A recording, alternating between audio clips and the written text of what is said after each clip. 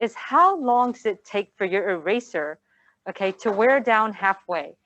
How long does it take for your eraser to wear down halfway? Like a year? About a year and a half?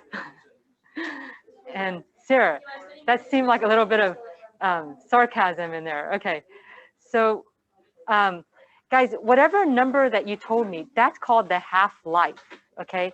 So today we're gonna have to learn this new word, and hopefully it's not, yes, this is, oh, so you've done this in chemistry. So guys, this is the same as chemistry, okay? So however long it takes for your amount to go down by half, that's called the half-life. And notice it's a life, so it's actually a time, okay? Your half-life is a time period. Sometimes people think it's an amount, like it's your eraser, but it's not. It's the time period that it takes, all right? So we'll talk more about that later. Okay, is this a differential equation? Yes, first you separate. Okay, first you separate. There's a dy up here, so all the y's are going to go to the left. There's a dx down here, so all the x's are going to go to the right. So first you separate. This cosine y, make sure you understand, the cosine is a function, so you're cosigning this y, if that makes any sense. It's not cosine times y, okay? You're cosigning this y, so you can't separate the cosine of the y. The y belongs to the cosine family. So what I'm going to do is I need the cosine y to be on the left.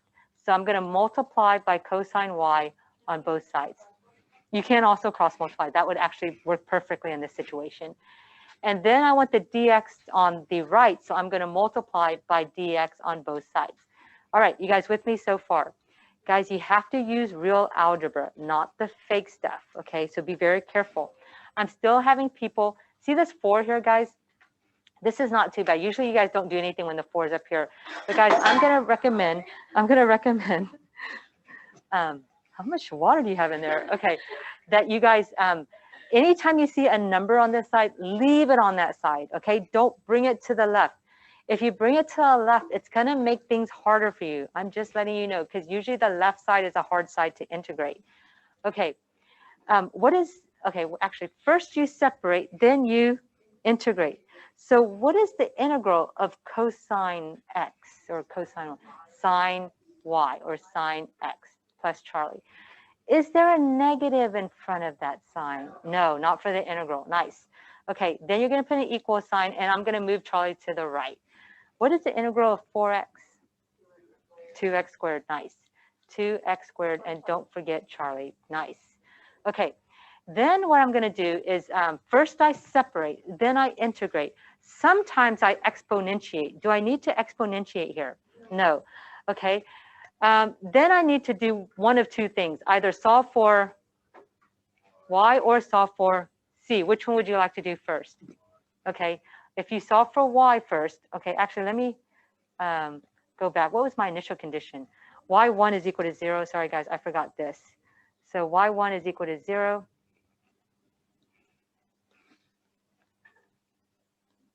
Oops, here.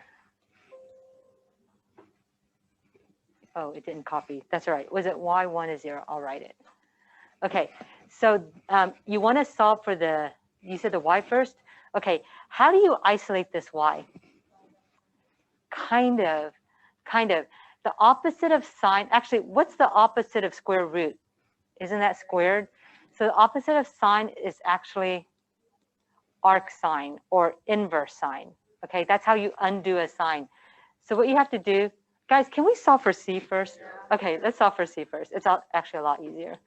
Okay, let's solve for c first. So this means anytime x is 1, what's y equal to? 0. So this gives me sine of 0 is actually 2 times 1 quantity squared plus c. What is sine of 0? 0. Okay, guys, exponents before multiplication. So what's 1 squared? 1, and what's 1 times 2? 2. Okay, so what's my c equal to? Negative 2. So come up here, cross out your c, and your c is negative 2. So let me rewrite what I have. I have the sine of y is equal to 2x squared minus 2. All right, so first you separate, then you integrate. Sometimes you exponentiate, and then you solve for c And now I need to solve for y. Okay, the way you undo a sign is you do the arc sign. So what I'm going to do is I'm going to take the arc sign of this side. But if you take the arc sign of this side, guess what you have to do to this side? Take the arc sign. Now remember what I said, what does arc sign do to a sign? Okay, and does it. So really like the cat falls out. It's almost the same thing. Just like ln and e are inverses of each other. Arc sign and sine are inverses. So guys, even though this is ugly, that is the answer. Like you just take the arc sign of this and you can't do anything with it. You just say arc sign. That's inverse sine. It's actually the same thing as arc sine. So both of these answers would be acceptable. And this definitely was a lot easier solving the C first before solving the Y. And sometimes you just play around with it and you do whatever is easier. Okay? All right, so that's an example of the arc sign problem. What goes in this blank here, guys? Cosecant squared. Nice. Okay, one of your formulas. All right, I'm going to jump right into the lesson. If you guys have questions on the homework, we can do that afterwards. I want to make sure that I can cover all the lesson first. All right, so I've got a cold. It's spreading among a population of N people. Okay, so there's a cold spreading around. The cold is spreading at a rate proportional to, okay, so the cold is spreading at a rate. So guys, what is the rate of a cold? How would you express the rate of a cold? dC, dt, or you can do d whatever. I'm going to call the cold C. Okay. Oh, I can't. Yeah, I'm sorry. It's a number of people with the cold. So I'm going to say the number of people with the cold is going to be called C. All right. It's proportional to, guys, how do you say proportional? Do you remember? K. Okay, so dC dt is going to equal to K. K what? Let's see. To the product. Product means two things multiplied, right? Of the number of people who have the cold and the number of people who don't have the cold, okay? If C is the number of people who have the cold, so C is the number of people who have the cold. So C is number of people sick. And N is the population. So N is the total number of people, okay? What is the number of people who don't have the cold? If N is the total number of people and C is the number of people who have the cold, what's the number of people who don't have the cold? Okay, don't have cold. That's N minus C, okay? So if C denotes number of people who have the cold, which of the following differential equations could be used to model the situation with respect to time where K is a positive constant? All right, I've already kind of set this up, but this says that dC dt must be equal to K times what?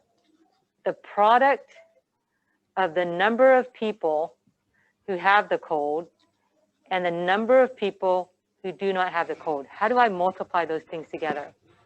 C times N minus C. Do you see how that works? The number of people who have the cold and the number of people who don't have the cold. Okay, and then is this one of my choices? Yeah, it's C. No, it's B. Thank you. Okay, let's look at, and that was just a setup question.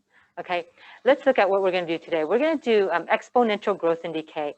And whether you knew it or not, when you were in chemistry and you were doing exponential growth and decay, it was actually the solution to a differential equations problem. So I think you guys feel like calculus isn't really applied in real life. It's not that calculus isn't really applied in real life. It's just that the calculus in most problems have been done for you, you know, when you guys go out in school.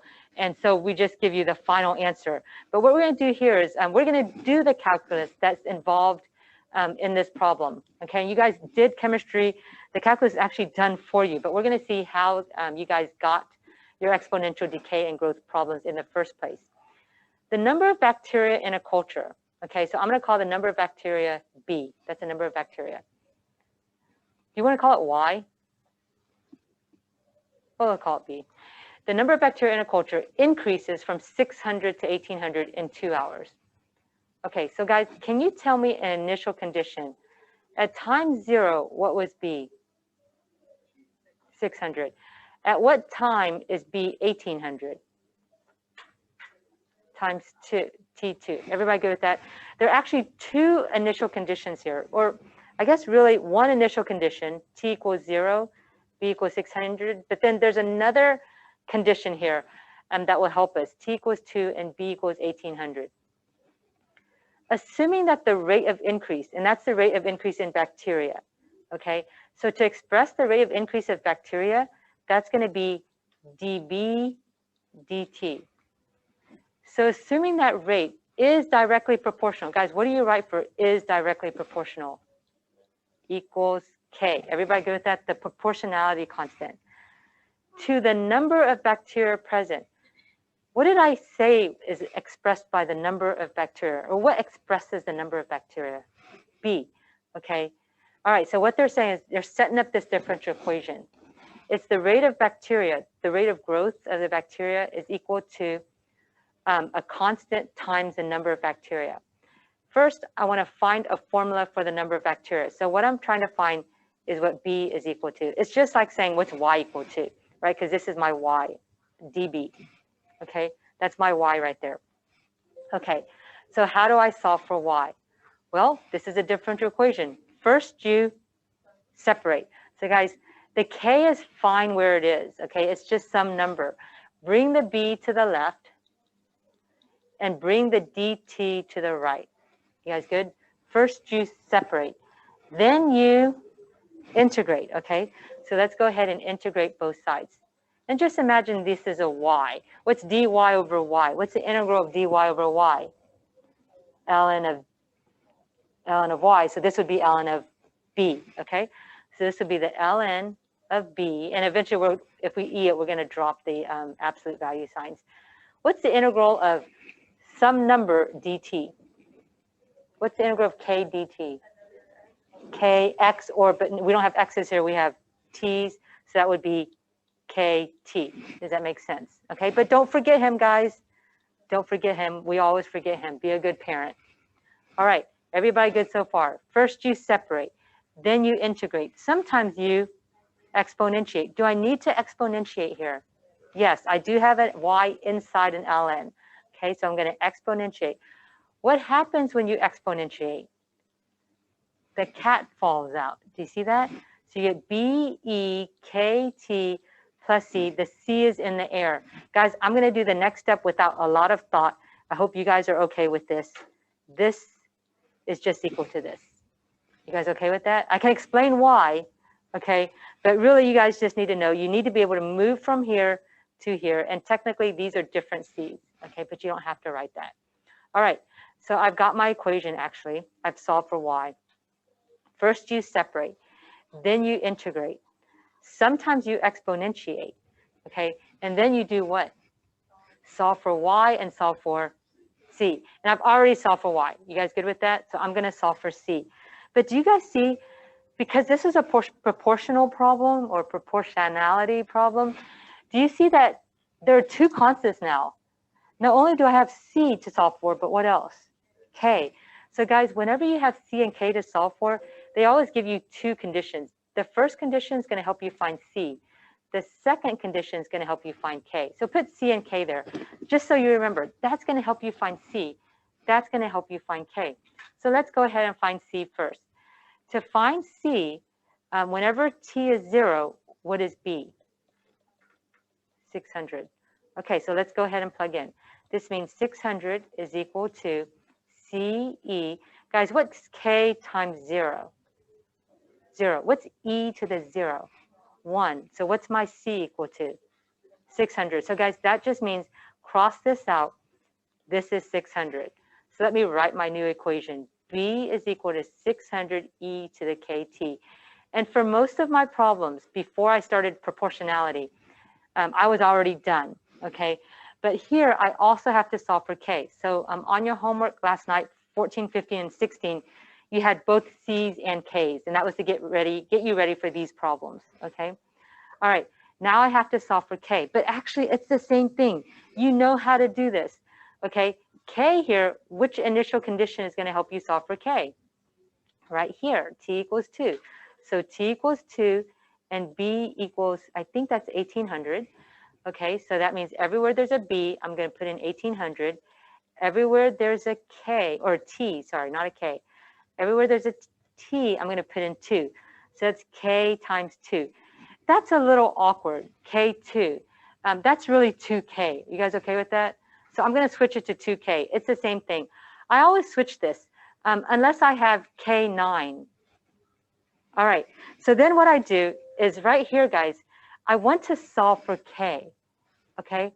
I want to isolate, how about first isolate this E to the 2K? What do I do first? Okay, divide both sides by 600. So always do that first, guys. Get rid of your coefficient. So I get 3 is equal to E to the 2K. Okay, how am I going to get that 2K down to the ground? ln. So guys, you can't just log one side though. You have to log both sides. So what I get is ln of 3 is equal to ln of E to the 2K. When you log a tree, what happens? The cat falls down. So this becomes ln of 3 is equal to 2K. And keep on going, guys. What's K going to be equal to? Okay, so K is equal to ln of 3 over 2. Guys, never round K, because what happens is K is an exponent, and if you round it, the exponent affects the number by a lot, not just a little bit. So, so you don't want to round K. So we're going to take K, and we're going to put it into here. Okay, so that means your equation is B is equal to, there's my K, B is equal to 600 E raised to the K. K is ln of 3 over 2 times T. And there is my equation for Y, or equation for B. Okay, and that was what the first problem told me to do. Find a formula for the number of bacteria as a function of T, and there it is. Okay, guys, I'm going to do some manipulation here. At this point, the red box is the answer, but I'm going to show, some of you guys would be interested in this. The red box is the answer, but I can simplify this, okay, into something a lot more simple using algebra. Do you agree that this right up here is really the same as ln of 3 times T divided by 2? Do you guys agree with that? You can take the divided by 2 and move it over with the T, right? It doesn't matter what order you do that in. Do you agree that I can actually say that this is equal to E to the ln of 3 raised to the T over 2? Because remember, a power to a power, you just multiply. So isn't this equal to the same as this? A power to a power, you just multiply. You guys good with that? Well, the incredible thing about putting parentheses here is what happens when you tree a log. The cat falls out. So this is actually can be expressed by this very simple expression right here, okay? And once again, I don't expect you to know the blue box. I do expect you to know the red box. But it is kind of cool that you can move to something kind of complicated here and get the ln out and move it to this blue box here. The next question says, what is the number of bacteria at the end of 4 hours? So what am I trying to solve for? B, when T equals 4. How do I do that? Plug in right here, right? Put 4 right in here, or you could put 4 right in here. The blue box is a little bit easier to do, but let's do the red box, because most of us aren't going to go to the blue box. Let's go to our calculator, guys. You will have a calculator for this test, okay? And let's get the exponent first. Make sure you can do the exponent. First, you get ln of 3, okay? So I'm going to push ln here of 3, push enter. Guys, do not round, because this is an exponent. If you round, your answer is going to be way off, okay? Not just a little off, but way off, because this is an exponent. Then I'm going to multiply by 4 and divide by 2. Are you guys okay if I just multiply by 2? Multiply by 4 and divide by 2. So I multiply by 2. That's my exponent. I'm going to take my E, so second ln. So there's my E. Put the exponent in there. That was my last answer. So you can hit second answer. Okay, that pulls in. Second answer pulls in your last answer and hit enter. Whoa, it's just 9. And so that's my E raised to that power. Okay, then you multiply this whole number by 600, and that's your number for B.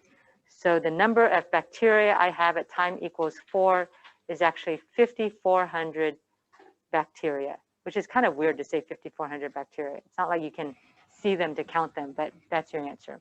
Okay, any questions about that? Okay, Maddie, did you get 5,400 too? Okay, nice. All right, so guys, the next problem I want to do with you guys is that was called exponential growth. We're going to do exponential decay. Okay.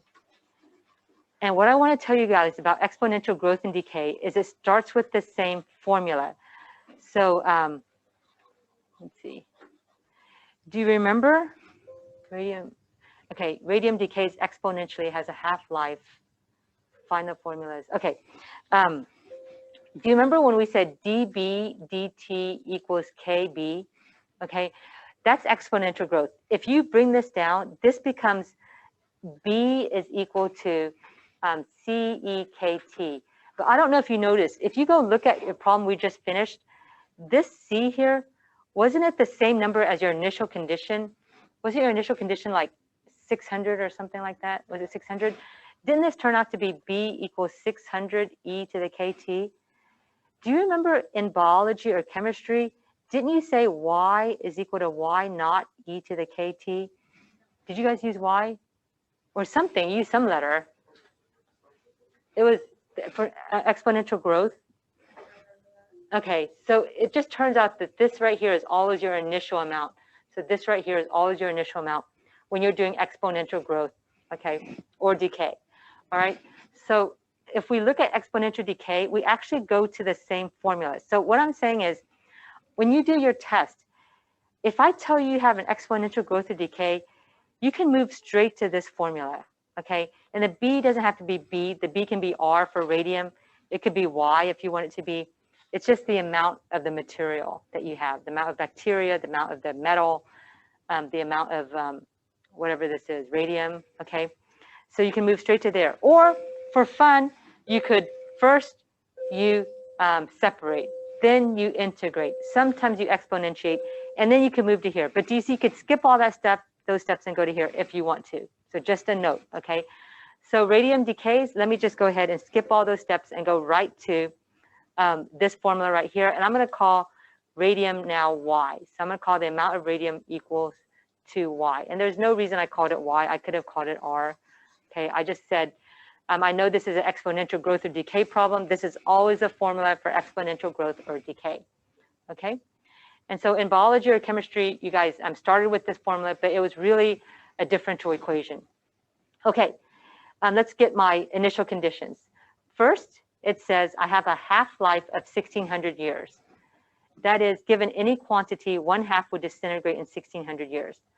Find the formula for the amount of Y remaining, so that's the amount of radium remaining, from 50 grams of radium after T years. Okay. Tell me my initial condition first, guys. At time 0, what's my initial amount of radium? 50, okay? Maddie, you might want to write. It'll help you. Okay, so at time 0, Y is 50. Guys, remember half-life? This says my half-life is 1,600 years. At time 1,600, how much radium am I going to have? Yeah, it's half, right? So you take this number and you divide it in half. And this part right here, the understanding of what half-life, so that you can get your second condition, is where students have trouble. Okay, so do you guys see how to get half-life? Half-life is a time period. That time period matches with whenever this number is divided by 2. It's not the time that's divided by 2, but it's the amount that's divided by 2. Okay, guys, just put a C here and put a K here. This first condition always helps me find my C. The second condition always helps me find my K. All right, it says find the formula for Y, and I think I'm good here. After 50, I'm good here. So guys, I've already gotten my equation, so all I have to do is solve for C and K. You guys good with that? I've already separated, I've already integrated, I've already exponentiated. Okay, I've already solved for Y. Here I am. Okay. And now I want to solve for C and K. So let's solve for C first. Go look at your initial condition.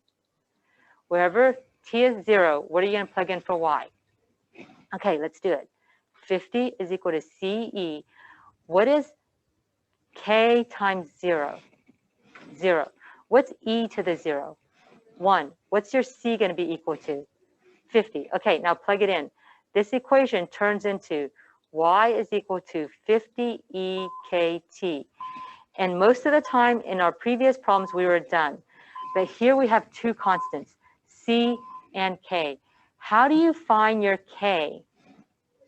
Second condition. So when T is 1600, Y is going to be 25. Plug it in. 25 is equal to 50E, K times 1600. But instead of K 1600, I'm going to write 1600K, unless it's K9. Okay, everybody good there? All right. What's my goal again? I kind of lost my goal.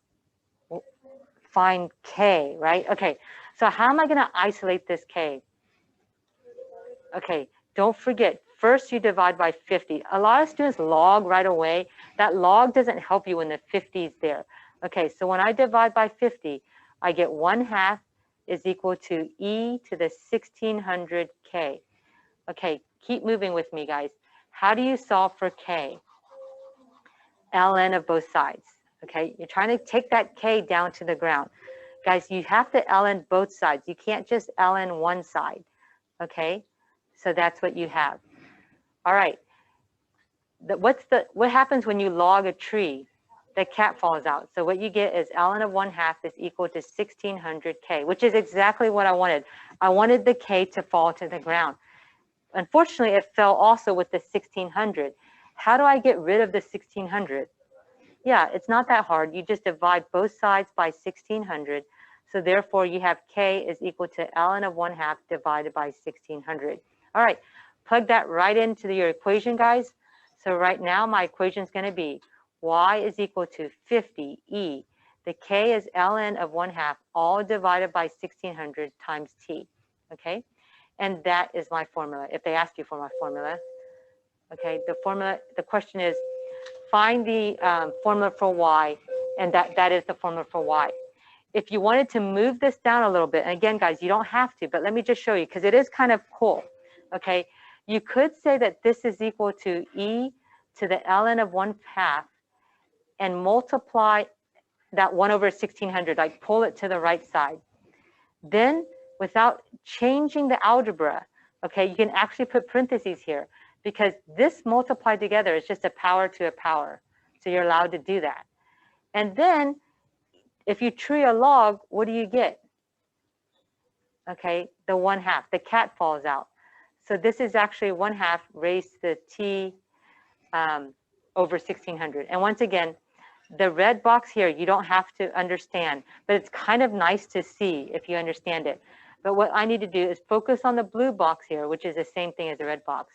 And the question is, this is part A. That's answer part A. For part B, it says, when will the amount remaining be 20 grams? What are they asking you to find here? Time when what? Y is 20, okay? So come into here, come into this formula here, okay? Make your Y equal to 20, okay? Make your T equal to, I guess it's just T, right? Because you're trying to solve for T, okay? And let's do this again, guys. How in the world do you solve for T? Divide by 50, nice. Okay, I'm glad you saw that, because when you don't see that, you usually take the log of both sides, and it's too early to take the log. Okay, so this is e ln of 1/2 over 1600t. Guys, how am I going to bring that t down to the ground? Okay, ln both sides. So this will be the ln of 2/5 is equal to the ln of e ln of 1/2 divided by 1600t. When you log a tree, what happens? The cat falls down, so I get the ln of 1/2 over 1600 times t. Nice, the t is on the ground now. Okay, how do I isolate that t? How do I get that t by itself? Yeah, you multiply by the reciprocal of this, right? So multiply by 1600 over ln of 1/2. But if you multiply that by the right side, you also have to multiply this by the left side, okay? And do you see that this is what my t is equal to? Is everybody good with that? Okay, so go into your calculator. Now be careful, you can't round, okay? So you're going to do 1600 divided by ln, where is my ln? Right there. Ln of 1/2, so 1 divided by 2. You could have put 0.5 there too, okay? Hit enter, and then I'm going to multiply. Wait, why is it negative? Oh, because the other one's -2, sorry. Then you multiply by ln of 2/5, ln of 2 divided by 5. Okay, and then you push enter, and this is my answer. Time is equal to 2115.084. You can truncate or you can round correctly, but you need to go 3 decimal places, okay? No units are ever required unless I ask you for the units. So when will the amount be? What is this, in years? Yeah, this is years. So if you were asked for units, this would be years. Okay, any question about exponential growth or decay? And so once again, guys, you can start with this formula right here. Anytime you see exponential growth or decay, it's a lot easier, okay? But of course, if you want to, you can start with the dy dt is equal to ky, okay, and differentiate if you want, but that's a lot harder. Okay, let's move to another problem. This is a problem you have on your homework.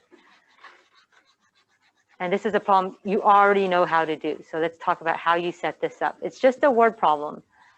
The part problem is just turning it into calculus talk. It says find the equation of a curve. Guys, what are they asking you for when they say find the equation of a curve? Find y. Okay, find y. It's passing through this point. So guys, what are they saying when they give you a point? Okay, the initial condition. When x is 1, what's y equal to? 4. It tells you the slope of the curve is, okay, is equals always 6 times the x coordinate. How do you write the slope of a curve? What represents the slope of a curve? dy dx. That is the slope of a curve. What is that equal to? 6x. Bam. Pretty much done. Okay. They're asking me to find y equals. If I have a differential equation and I'm trying to find y equals, I just evaluate or solve the differential equation. First, you separate. Okay. Guys, when you separate, the only thing that's on the wrong side here, do you guys see, is the dx. Everything else is good. Do not move the 6 over. It'll make life harder for you. Okay. First, you separate. Then you integrate. What is the integral of dy? Y. Okay, because remember, there's really a 1 here, and the derivative of y will give you 1. Okay, it is y plus Charlie, but I'm going to move Charlie to the right side. What's the integral of 6x? 3x squared. And don't forget him, guys. Don't forget Charlie. All right, first you separate, then you integrate. Sometimes you exponentiate. Do I need to exponentiate here? No, okay. Then you solve for y and solve for c. Do I need to solve for y here? No, it's already done for you. So we just have to solve for c. To solve for c, I need an initial condition. Do you see an initial condition anywhere here? When x equals 1, y is 4. Let's do it. 4 is equal to 3 times 1 quantity squared plus c. Be careful, guys. Exponents before multiplication. Please don't say that's 3 times 1 squared. It's not. It's 1 squared first. So what's 1 squared, guys? 1. What's 1 times 3? 3. So this is 4 is equal to 3 plus c. So what do you guys get for c? 1. So what you do is come up here, replace your c with 1, and that is the equation of your curve, 3x squared plus 1. Can you do that one on your own? Okay, you have a problem like that on your homework. Okay, this is the new thing that you're learning today. And it's not really new, okay? You already know how to do tangent line equations. It's just adding them with this sort of differential equation problem. During a chemical reaction, you've got y is equal to f. So they're just saying you can use y if you want, okay? It models the amount of substance present in grams at t seconds. At the beginning of the reaction, when t is equal to 0, there are 10 grams. Oops, you guys see it? There's already an initial condition. Do you see it? When t equals 0, y equals 10. So everybody see that initial condition. And y is the amount of the substance. Okay, the function y satisfies this equation. So they give me the differential equation. So the first question is this. Use the tangent line y at t equals 0 to approximate the amount of substance at t equals 2. They're just saying use a tangent line approximation. Well, first, to use a tangent line approximation, you need a tangent line. So guys, if I need a tangent line, what two things do I need? Point and a slope. Write it down. I need a point and I need a slope. Okay? Do I have a point here? Do I have a point? Yeah, your t is really just your x. Okay, so 0, 10. Everything's in number form, which makes me very happy. Do I have a slope here? Remember, it's the slope of the tangent line. When I say derivative, you say slope of a tangent line. Do I have a derivative anywhere? Yeah, I do. Right there, it says dy dt is equal to negative 0.02 y squared. Okay, I need a point, I need a slope, and I need everything in number form. Okay, so guys, are these already numbers? How do I make this into a number? Except for y. What's y? Y is 10. So all you do is you put 10 here. What's 10 squared, guys? 100. What's 0.02 times 100? 2. So your answer will be negative 2. That's your slope. Okay, I've got a point, I've got a slope. Can you do it? Can you take it from here? Write the equation of the tangent line. Go for it. Y minus y is equal to the slope times x minus x. Did you get the equation of the tangent line? Okay, so all it's saying here is instead of solving for y the old way, okay, the equation of the tangent line actually is an approximation of y. So all they're saying is instead of finding the actual value for your y, instead of first you separate, then you integrate, okay, approximate y by just finding the equation of the tangent line. Okay, so I've got the equation of the tangent line, and they want me to approximate y, approximate the amount of the substance, which is y, at time equals what? Oh, so sorry, this x, guys, is not an x. What is it? It's a t, right? The x's are t's here. It's okay to put an x, but really this was ty, not xy. Okay, so this is saying plug x equals 2 or plug time equals 2 and figure out what your y is. So y minus 10 is equal to negative 2 times 2. So what is the amount of substance, approximately the amount of substance when time is 2? Did you get 6 by any chance?